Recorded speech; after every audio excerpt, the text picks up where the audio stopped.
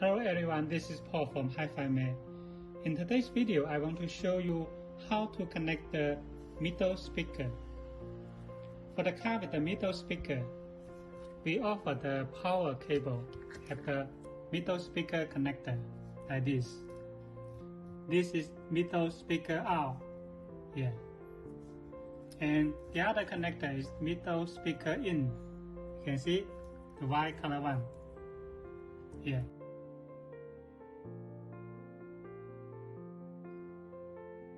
First of all, we disconnect the original middle speaker. You can see this is the original middle speaker connector. Connect to speaker in,